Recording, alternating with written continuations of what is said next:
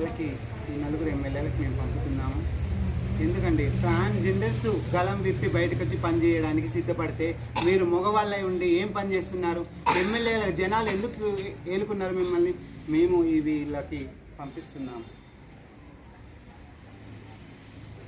రేవూరి ప్రకాష్ రెడ్డి హస్తం ఉంది, ఇందులో కడియం కావ్య హస్తం ఉంది, అలాగే తూర్పున కొండ సురేఖ ఉంది, నాయని రెడ్డి హస్తం ఉంది, వర్ధన్నపేట నాగరాజు గారి హస్తం కూడా ఉంది. వరంగల్ జిల్లాలో వర్షాల కారణంగా వర్షాలతో మునిగిన ఇళ్ళని పరామర్శించడానికి వచ్చిన మేయర్ గురించి, అలాగే వర్షపు నీరు రావడం వల్ల మునిగింది ఇల్లులు కాదు, వీళ్ళ పరిపాలన. అసలు వరంగల్ జిల్లాలో వర్షాలు వస్తే ఎందుకింత నీళ్ళు వస్తుంది? ఎవరి వల్ల? ఎవరి నిర్లక్ష్యం వల్ల వస్తుంది?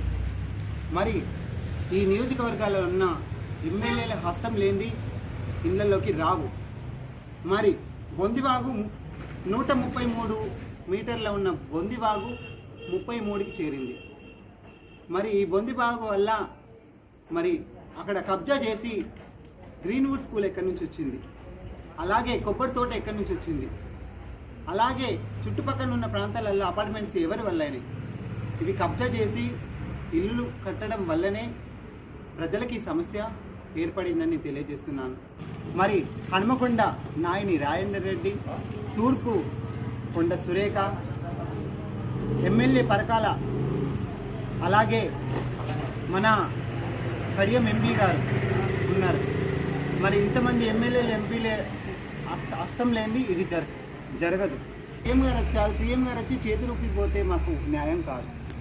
మేయర్ గారు వచ్చిపోతే నేను ఫోటోలు దిగిపోతా అంటే మాకు పని కాదు. మా సమస్య ఏంది? ఈ భూ కబ్జాలు చేసిన వాళ్ళపైన చట్టరీత్యా చర్య తీసుకోవాలి. ఇందులో 5గురు హస్తం ఉంది.